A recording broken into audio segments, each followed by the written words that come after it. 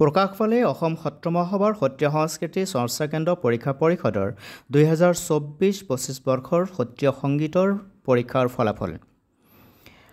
আপোনালোকক জনাওঁ যে এইবাৰ সত্ৰীয়া সংগীত পৰীক্ষাত অসম সত্ৰ মহাসভা সত্ৰীয়া সংস্কৃতি চৰ্চা কেন্দ্ৰ পৰিষদৰ অধীনত অনুষ্ঠিত হোৱা পৰীক্ষা কেন্দ্ৰসমূহত মুঠ 5,805 গৰাকী ছাত্ৰ ছাত্ৰীয়ে পৰীক্ষাত অৱতীৰ্ণ হয়। ইয়াৰ ভিতৰত গীত নৃত্য বাদ্য মুঠ 1,845 গৰাকীয়ে ডিষ্টিংশ্যন লাভ কৰে।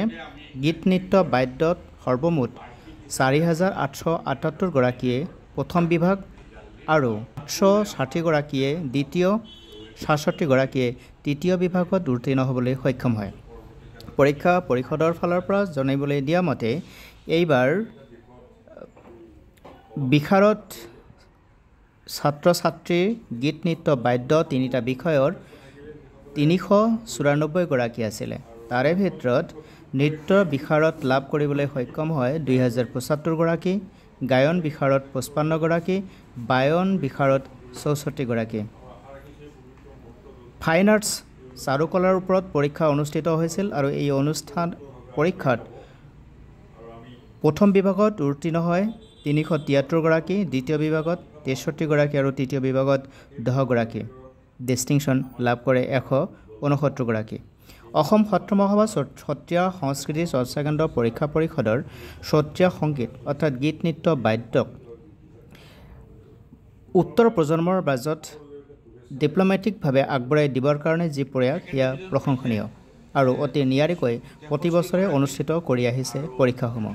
আৰু পৰীক্ষাত আমাৰ সেৱা CBSE আদি পৰীক্ষাৰ সময়সূচী অলপমান ইফাল সিফাল কৰি অনুষ্ঠিত কৰা হয় এই পৰীক্ষাসমূহ আৰু ফলাফলৰ ক্ষেত্ৰতো এই একেটা সময়ৰ ইফাল সিফাল কৰিয়েই পৰীক্ষাৰ ফলাফলসমূহ দিয়া হয়।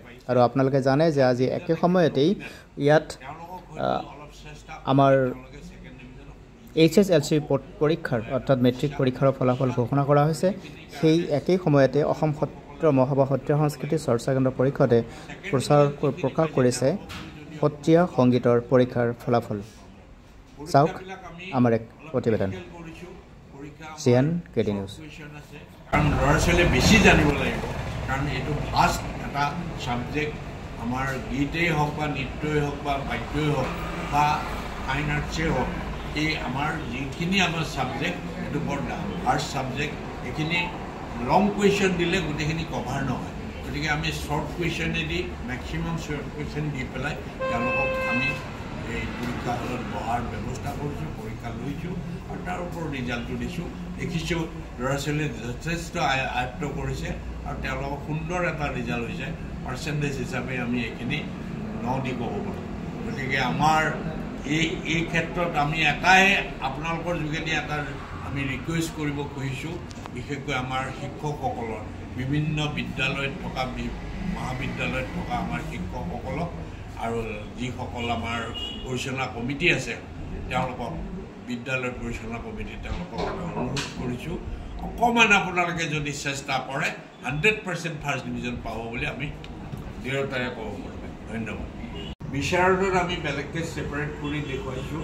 ইয়াৰ বিশাৰদত টোটেল আমাৰ আছিলে গীত বাদ্য নৃত্যৰ 394 আৰু টোটেল নৃত্যৰ বিশাৰদ হৈছে 275 আৰু টোটেল গায়নৰ বিশাৰদ হৈছে 55 আৰু টোটেল বাদৰৰ বিশাৰদ হৈছে 74। এইখিনি হ'ল আমাৰ গীত বাদ্য নৃত্যৰ, মানে ওপৰৰখিনি হ'ল আপ টু মানে বিল' বিশাৰদ, বাকীখিনি যিখিনি ক'লোঁ সেইখিনি হ'ল বিশাৰদৰ। এতিয়া আহিল ফাইন আৰ্টছৰ আমাৰ কাৰুকলা, এইখিনিৰো আমাৰ আৰম্ভ হৈছে যোৱা বছৰৰ পৰা। এতিয়া ইয়াতে ফাৰ্ষ্ট ডিভিজন পাইছে 300। কালিলৈ আমাৰ ইয়াত MUs হৈছে, MUsৰে প্ৰথম ফাইনেল পৰীক্ষাৰ ৰিজাল্ট হ'ব।